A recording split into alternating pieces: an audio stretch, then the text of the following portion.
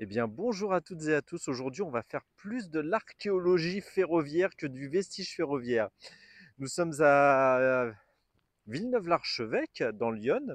Nous étions devant le café de la gare et là, nous sommes dans l'ancienne zone de gare. Je n'ai pas de photos anciennes concernant cette gare et cette zone. Donc, on va essayer de découvrir par nous-mêmes les lieux. Et comme vous le constatez, nous avons un grand silo céréalier juste devant. Silo qui était le dernier client de la ligne. Et ben, on va aller visiter un petit peu les lieux. J'ai tenu à le faire en hiver parce que la végétation est moins dense, hein. J'étais venu il y a quelques mois, en août de mémoire. Et il fallait se frayer un passage, un chemin, alors que là, vous le constatez, la végétation, elle est beaucoup moins dense. On va peut-être voir plus de choses. Bon, je pense qu'il y a des gens qui passent ici. On peut voir que le chemin est fait. Nous sommes donc au niveau de l'ancienne gare de Villeneuve-l'Archevêque. Donc là, on peut imaginer qu'il y avait sûrement la halle marchandise. Nous avons les rails juste ici. Il y a du vent, j'espère que vous m'entendez bien. J'ai mis la réduction de bruit du micro, pardon. Donc là, comme je vous le disais, on peut imaginer qu'il y avait l'ancienne halle marchandise. On peut même voir qu'il y avait une voie ici. Regardez, on a un hortoir. Et là, comme je vous le disais, oh oui, on a une voie. Oui, donc le quai de déchargement qui devait être là. On voit bien, hein, la voie, sûrement de service, qui permettait le déchargement des marchandises. Et tout ça, il n'y en a plus pour longtemps, hein.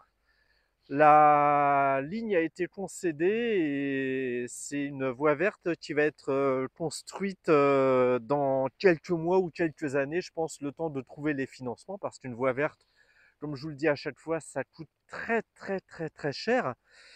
C'est cher de construire une ligne, mais c'est aussi très cher de déconstruire une ligne. Et ben, je découvre en même temps que vous, hein, je visite en même temps que vous les lieux, donc il n'y a aucun risque, hein, de train.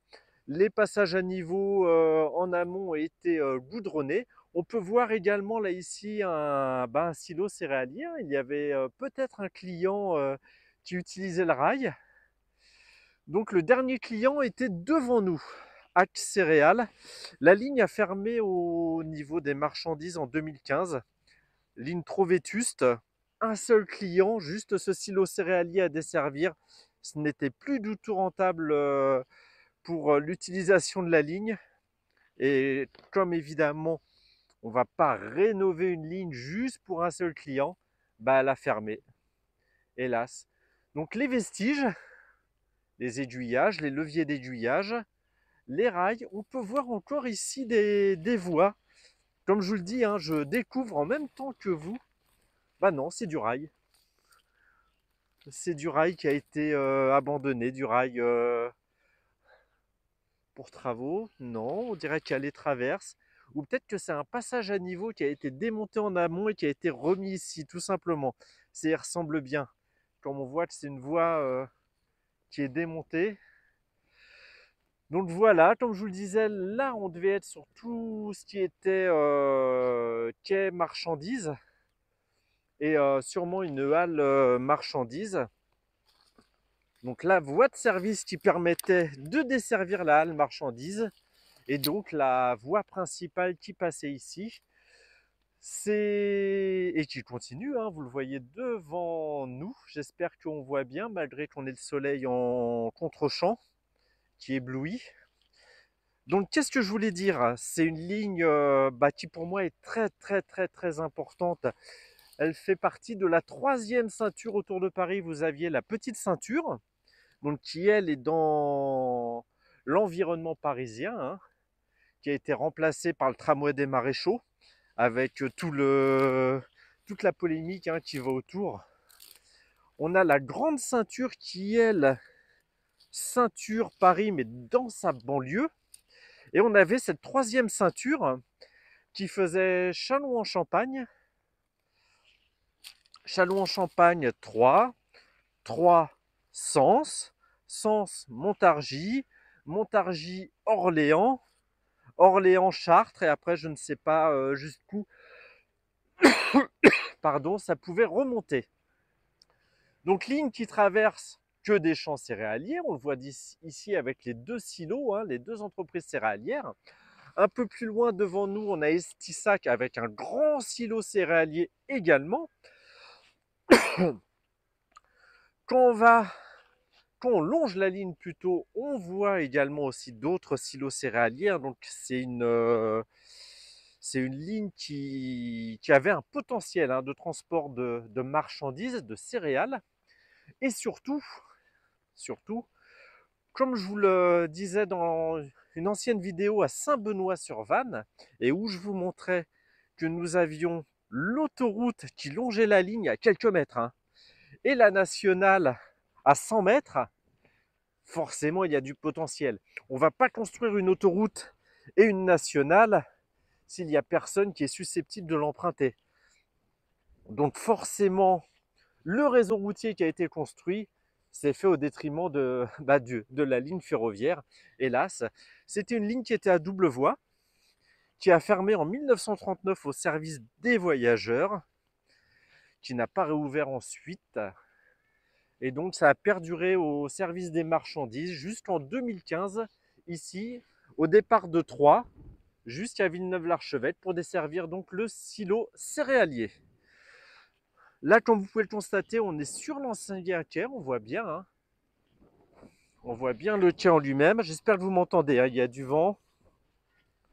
Et donc, on va avancer un tout petit peu. Je pense que devant nous, nous avons un ancien passage à niveau. Oui, c'est bien ça. Et on voit donc bien les deux voies. Je pense qu'il devait y avoir un quai central qui séparait les voies. Je pense, Comme je vous le disais, je n'ai vraiment je n'ai pas réussi à trouver un schéma, ni même d'anciennes photos. On voit bien la voie un peu plus loin. On voit la voie à quai. Est-ce que c'était une voie d'évitement? Peut-être. Peut-être une voie d'évitement pour que les trains puissent se croiser à la mise en voie unique, à une seule voie. Donc cette ligne pour moi avait un fort potentiel, mais c'est fini pour elle. Comme je vous dis, les rails vont être retirés. C'est une voie verte qui a été prévue. Je vous le développais dans la vidéo de Saint-Benoît-sur-Vanne. C'est très triste. Et puis remettre cette ligne en état sera un investissement considérable que personne ne veut prendre, évidemment. Pour une autoroute, pour une nationale, il y a toujours des lobbies, le lobby routier qui est très fort, le lobby BTP, donc les entreprises de construction qui sont très puissantes, qui peuvent réussir même, regardez, à faire construire le tramway des Maréchaux à Paris, qui longe la petite ceinture, et on a cassé tout Paris pour faire le tramway. J'exagère? Eh bien, prenons le Grand Paris Express. Il longe la grande ceinture qui est déjà existante, qui a ses gares, qui a ses quais.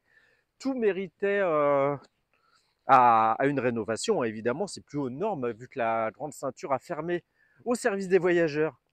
Bah tiens, en 1939, elle aussi. Elle est bizarre, cette date. Et donc, on a cassé toute la banlieue pour construire le Grand Paris Express, avec un coût de quasiment 30 milliards de mémoire, 30 milliards d'euros. Donc, quand on veut, on peut. Mais là, on ne veut pas, on veut juste détruire. Donc vous voyez, on est au PN 170 avec ces deux lumières. Donc c'était un passage à niveau à franchissement conditionnel. Donc quand le train arrivait, avec une radio, donc vous voyez bien radio, il commandait la fermeture du passage à niveau. Et quand les barrières étaient fermées, les deux feux s'allumaient au vert. On voit bien en face, voilà, donc le silo céréalier avec ses deux voies et ses deux heurtoirs. Je m'approche un tout petit peu. Vous voyez, et puis regardez le heurtoir. Il est assez cocasse, regardez. Il est sur un tout petit rail. Juste derrière, on a la ligne à voie métrique, regardez. La gare de Villeneuve-l'Archevêque, mais celle à voie métrique. Donc la ligne qui allait de Villeneuve-l'Archevêque à Nogent-sur-Seine. On avait fait la gare de Courbois-la-Chaume. Et vous voyez le rail qui compose le heurtoir? On dirait bien ce type de rail de voie métrique. Tout petit rail, très peu armé, sûrement du 30 kg par mètre, alors que là on est sur du 60 kg par mètre. Et bien finalement, je suis venu un peu au hasard là ce soir, et on fait de belles découvertes, de très belles découvertes. Vous me direz ce que vous en pensez. Comme d'habitude, je vais en appeler à vos connaissances sur les lieux, vos connaissances ferroviaires. N'hésitez pas à me dire ce qu'il en est si je me suis trompé. Forcément, ça a été forcé, hein. Les agrès, il y en a qui veulent les prendre. Comme je vous le disais, hein, tout a été vite goudronné. Ça, dès qu'une ligne est fermée, on la goudronne très vite. Et on va aller très très vite derrière. Il y a juste à quelques mètres à faire. On a la maison de passage à niveau. Et on va aller au niveau de l'ancienne gare de Villeneuve-l'Archevêque, la ligne métrique qui va à Nogent-sur-Seine. Donc comme je vous le disais, n'hésitez pas à me faire part de vos connaissances sur la ligne, voire même sur les deux lignes. Et pour moi, entre ici Villeneuve-l'Archevêque et Nogent-sur-Seine, je pense pas qu'il y ait du potentiel. Mais sur la troisième ceinture en elle-même, oui, pour moi, il y avait un fort potentiel qu'on aurait dû développer. Vous voyez donc cette ancienne gare. Il faudra faire une vidéo un peu plus spécifique. Et donc, comme je vous le disais, je pense qu'il y a un fort potentiel. Si on a construit une autoroute et une nationale qui ont tué la ligne, c'est qu'il y avait un potentiel. Et beaucoup d'entreprises se situent soit à Sens, soit à Troyes. Par exemple, vous aviez Valeo Sens et Valeo Troyes. À une certaine époque, Valeo a décidé de fermer une de ses usines, celle de Troyes. Donc les Troyens se sont retrouvés à aller à Sens et donc longer la ligne, mais forcément étaient obligés d'emprunter soit la route, soit l'autoroute. Et inversement, il y a des gens qui vivent à côté de Sens et qui, eux, travaillent sur Troyes. Donc là, on voit bien les deux voies. Vous voyez, à pas mal d'endroits, on ne voit qu'une seule voie. Là, on voit bien que... on voit même l'aiguillage, regardez, on voit la jonction des voies. Donc la voie principale et la deuxième voie, la bis, ou le heurtoir, enfin pas le heurtoir, l'évitement. L'évitement, tout simplement. Et on va rallonger un petit peu cette ligne. Il restera une trace en vidéo, hélas. C'est dommage qu'on n'ait pas pu réaliser un petit train touristique sur cette ligne. Ça aurait pu fonctionner, qui sait? Le long de la Vanne, je ne sais pas. Qu'est-ce que vous en pensez au départ de Troyes? Quoiqu'à Troyes, c'est compliqué de mémoire parce qu'il faut aller dans le triage à la chapelle Saint-Luc, ensuite faire demi-tour et prendre la ligne de Sens où vous aviez le signal d'entrée, c'était marqué BM, donc bloc manuel, la signalisation, hein. Le régime, non, le mode de cantonnement de la ligne qui était en bloc manuel à une époque, et puis à la fin c'était plus du bloc manuel, hein. On devait être sur de la VUTR et à des vitesses très très réduites, genre 15, 20 ou peut-être 30 km/h. N'hésitez pas à me dire ce que vous pensez de tout ça. Comme je vous le disais, de me faire part de vos expériences, de vos connaissances sur la ligne, et aussi ce que vous en pensez. Est-ce que pour vous, non, la voie verte sera très pertinente? Est-ce que pour vous, tout comme moi, vous pensez que c'est un gâchis de tout détruire, le travail de nos anciens, surtout à l'époque quand ils ont construit, c'était quasiment à la main, c'était pas mécanisé, c'était à dos de cheval et autres. Donc faites-moi part de toutes vos suggestions, constatations, perfectionnements quelque part. au niveau des connaissances. Voilà, on reprend le quai. Et je vous dis à très bientôt pour une autre vidéo. Bon, la gare a été détruite, je ne sais pas en quelle année, c'est triste. Voilà, on est désormais, comme je vous le disais, plus sur de l'archéologie ferroviaire que sur du vestige. Allez, bonne vidéo, à bientôt pour une prochaine vidéo, samedi prochain.